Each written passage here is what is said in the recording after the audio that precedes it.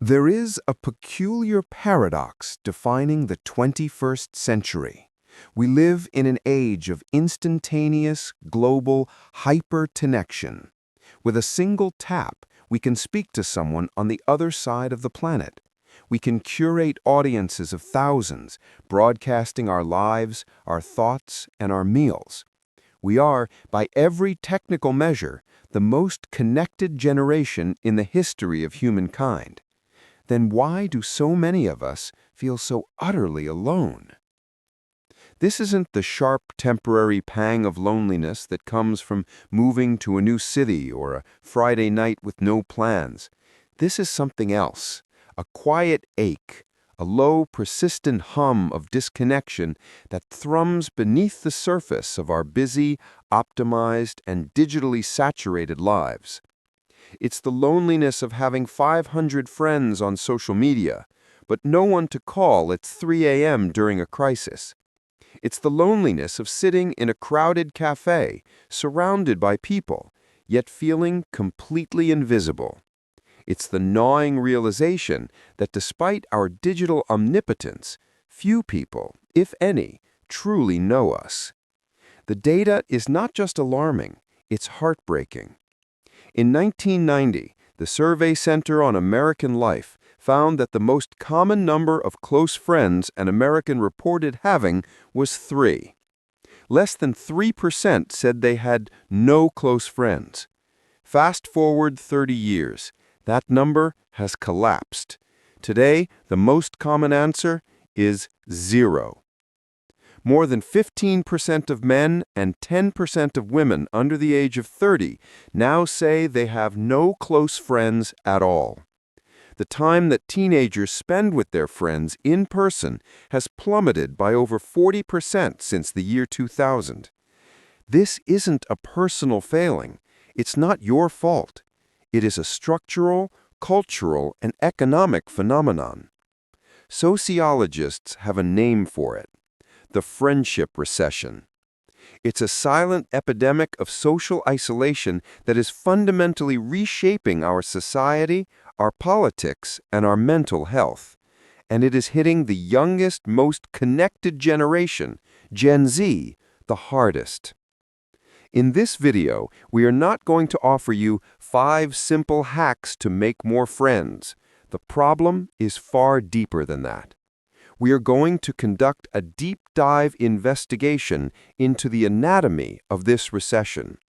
We will dissect the 3 great forces that are driving us apart: the new architecture of our lives, the technology that mediates our reality, and the profound psychological shifts in how we view ourselves and each other. This is the story of how we stopped being friends, and the crucial question of whether we can ever learn how to be friends again.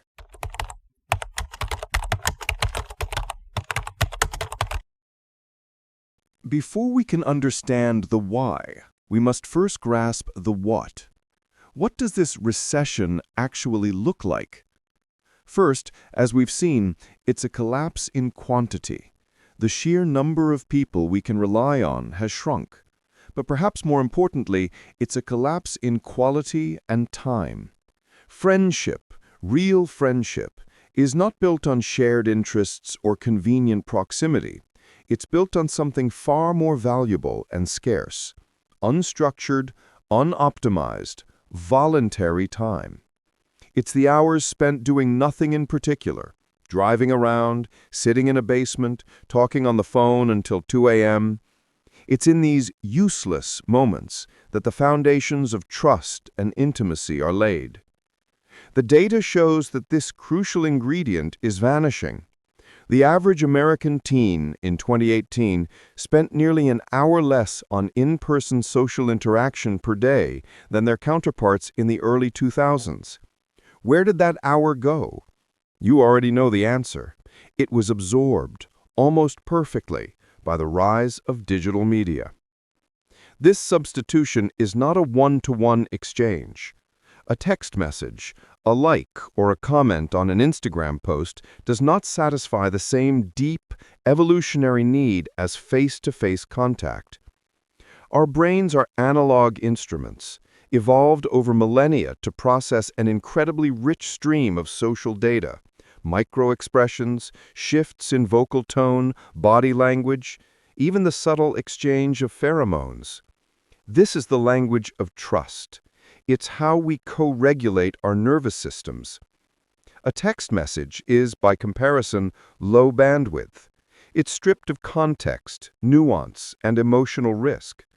It provides a sensation of connection without the substance of it. It's the social equivalent of a diet soda. It tastes sweet, but it leaves you empty, and paradoxically, craving the real thing even more. This recession also has a distinct gender profile. While loneliness is rising for everyone, it is hitting young men particularly hard. As we mentioned, 15% of young men report having no close friends, compared to 10% of young women.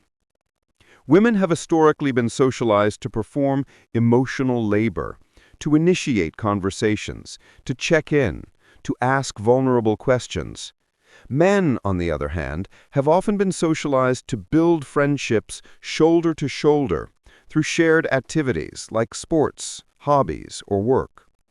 But as our world becomes more remote, more digital, and more scheduled, these shoulder-to-shoulder opportunities are disappearing.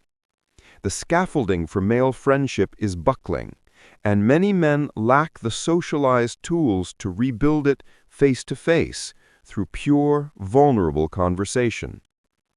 So we are left with a generation that is socially starving.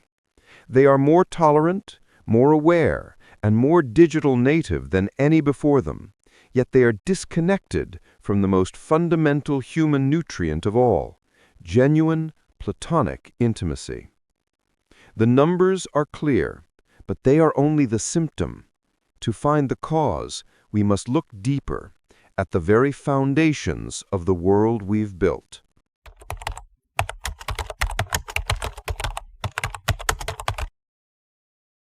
This recession wasn't a random event. It was caused by three massive interlocking shifts in our society: a collapse in our physical world, a collapse in our digital boundaries, and a collapse in our psychological willingness to connect.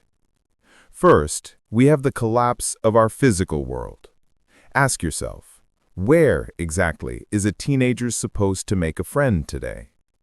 For most of human history, friendship was a byproduct of place.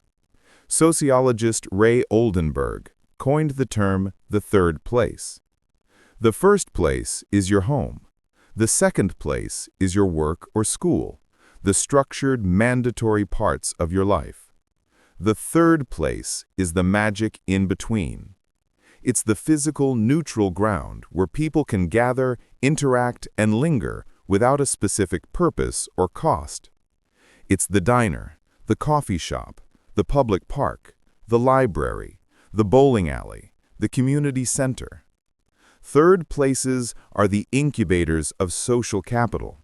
They're where you meet people who aren't like you, where spontaneous conversations happen, and where belonging is fostered simply by existing in a shared space. Now look at our modern landscape. Where have these places gone? They have been systematically dismantled. Public spaces have been defunded and privatized. Parks are often unsafe or non-existent. Malls, the great third place for millennials, are dead, replaced by the solitary scroll of Amazon.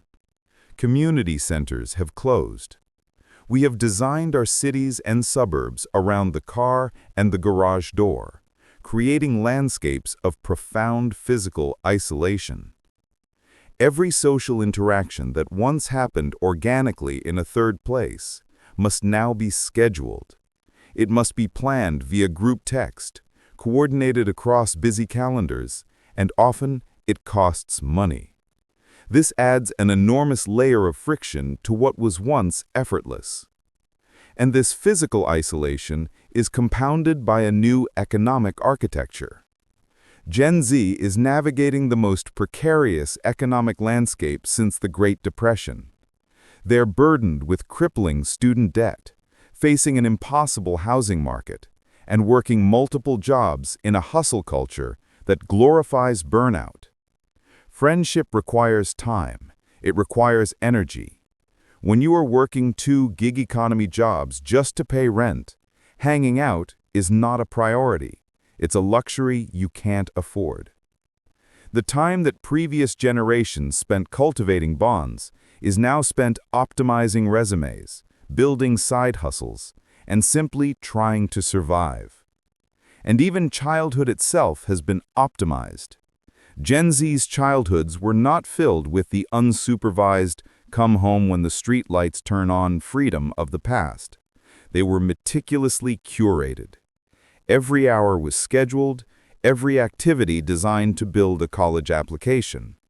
This optimized childhood left no room for the most crucial developmental skill of all, boredom. It left no space for the unstructured peer-to-peer negotiation, conflict resolution, and play that teaches you, viscerally, how to be a friend. We have built a world that is physically and economically hostile to connection. And into this vacuum, a new force emerged, promising to solve the very problem it was about to accelerate.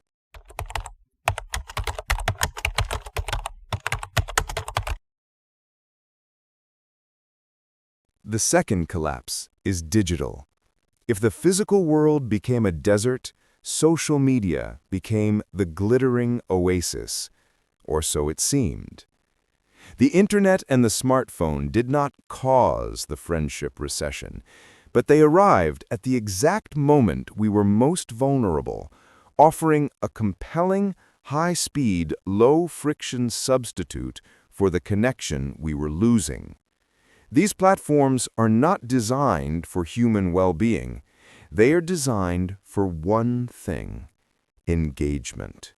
They are engineered with terrifying precision by the brightest minds of a generation to capture and hold your attention for as long as possible in order to sell that attention to advertisers.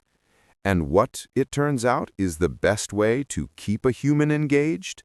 By feeding them a steady, algorithmically perfected diet of social validation, comparison, and outrage. It's a digital pacifier. It soothes the immediate symptom of loneliness, the need to be seen and acknowledged, while exacerbating the disease. Social media has created the performance of friendship. We are no longer just friends, we are content creators, producing a highlight reel of our social lives. That brunch, that hike, that concert, did it really happen if it wasn't posted? This turns connection into a form of public relations. It creates a paralyzing pressure to appear happy, successful, and socially abundant. But this performance prevents the very thing that builds real friendship: vulnerability. Real friendship is not the highlight reel. It's the behind the scenes. It's admitting you're not okay. It's being boring or messy or sad and knowing the other person will not leave. Social media provides no space for this. The algorithm punishes authenticity and rewards the facade. This digital pacifier also robs us of a crucial tool: boredom. Think about the last time you were truly bored. The last time you were in a waiting room or in line or on a bus and did nothing. It's almost impossible now. Any moment of stillness, any gap in stimulation is immediately filled by the phone. But boredom is the soil in which social connection grows. Boredom is what forces you to turn to the stranger next to you and say hello. Boredom is what pushed you as a kid to call your friend and say, "I'm bored. Want to do something?" We have, in essence, cured boredom. And in doing so, we have inadvertently short-circuited the very human impulse that sparks connection. We are so entertained, so stimulated, that we no longer need to reach out. We can exist indefinitely in a cocoon of curated content, comfortable and devastatingly alone.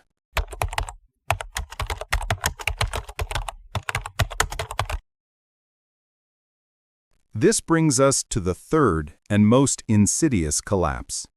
The physical and digital worlds have changed, and in response, so have we. Our very psychology, our inner language for relating to one another, has begun to fracture. This manifests in two ways: the weaponization of therapy speak and the rise of safetyism. In the last decade, we have seen the popularization of therapeutic language.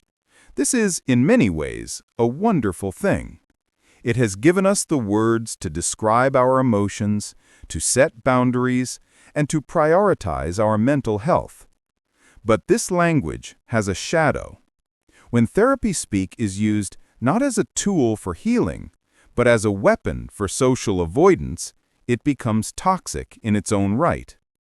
Any relationship, any deep, meaningful, long-term bond will inevitably involve conflict. It will involve misunderstandings, hurt feelings, and difficult conversations. This is not a sign of a toxic relationship. It is the sign of a real one.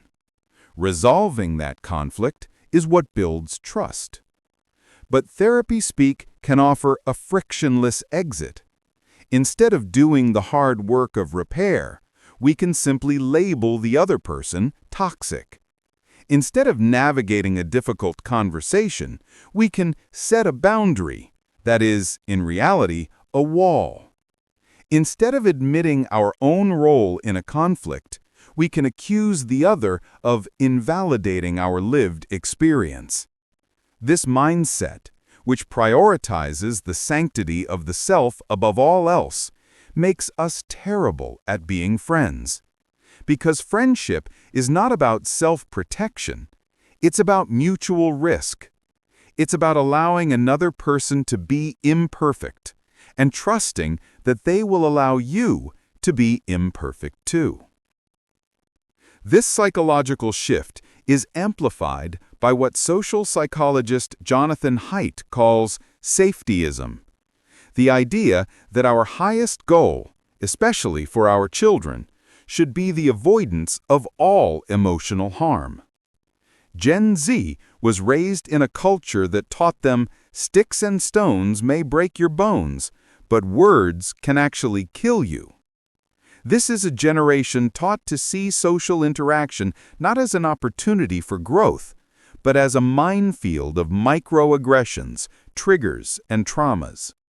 When you are terrified of emotional risk, you will never experience the rewards of emotional vulnerability. You cannot. The two are inextricably linked.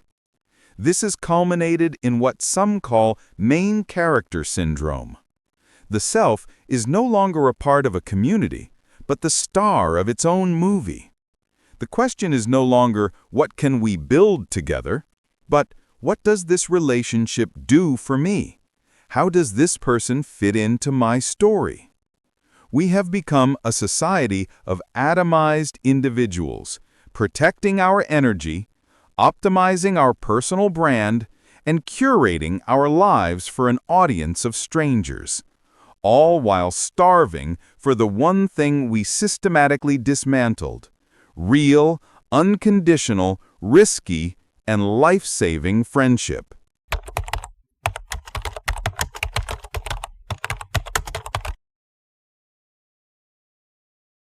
So, what happens when a society stops being friends? The consequences are not just sad, they are catastrophic. First, the physical. In a now famous study, researchers found that chronic loneliness has the same negative health impact as smoking 15 cigarettes a day. Loneliness is more dangerous to your long-term health than obesity or physical inactivity. When you are socially isolated, your body enters a state of chronic threat. Your nervous system is on high alert. This leads to systemic inflammation, a compromised immune system, higher rates of heart disease, stroke, and a significantly earlier death. We are, quite literally, dying of loneliness.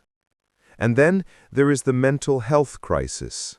We are living through an epidemic of anxiety and depression among young people, and it is no coincidence that it has risen in lockstep with the friendship recession.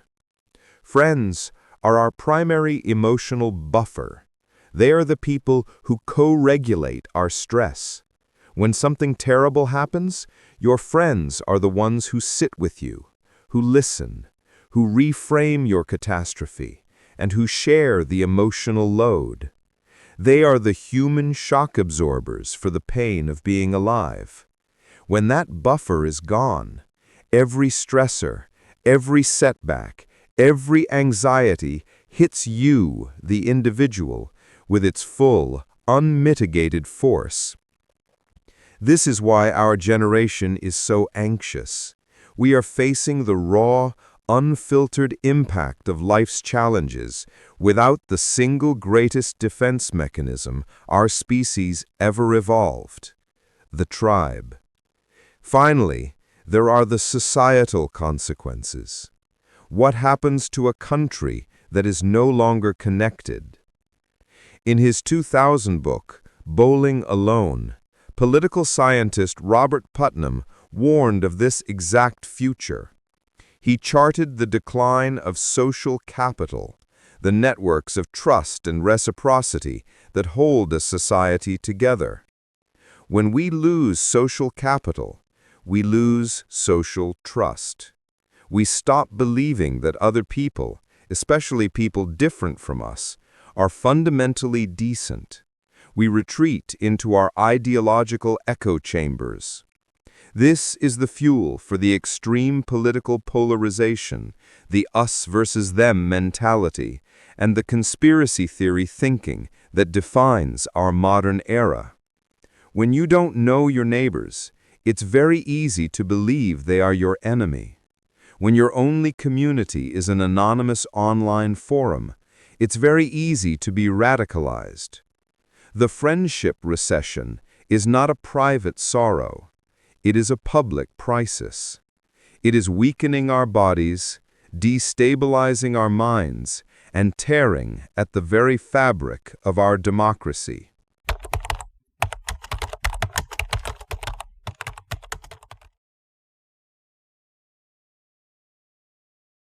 So, where does this leave us? As we said at the beginning, this is not a problem that can be solved with 5 simple hacks. This is a systemic crisis that demands a systemic response. We need to rebuild our third places. We need to fund our public libraries, parks, and community centers as if they were critical infrastructure, because they are. We need to challenge an economic system that forces us to choose between survival and connection. But systemic change is slow, and the ache of loneliness is immediate. The way back for us as individuals does not begin with a grand gesture. It begins with a small, terrifying act of courage. The courage to be awkward. The courage to be the one who texts first and not feel ashamed. The courage to ask a coworker, "Want to get lunch?" knowing they might say no. The courage to call someone on the phone, just to talk, with no agenda.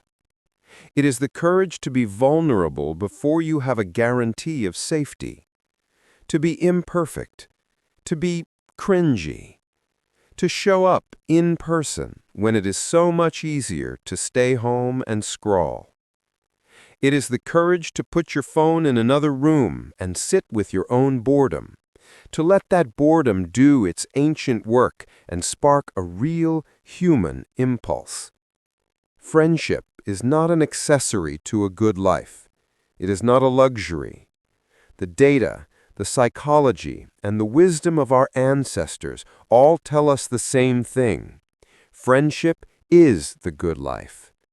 It is the highest and most human thing we do. It is the practice of seeing another person in their full complexity and choosing to stay. It is the practice of being seen in all our own complexity and trusting that we are enough. The fight to save friendship is the fight to save ourselves. It is the most important work we can do, and it must begin now. It must begin with us, and it begins simply by reaching out.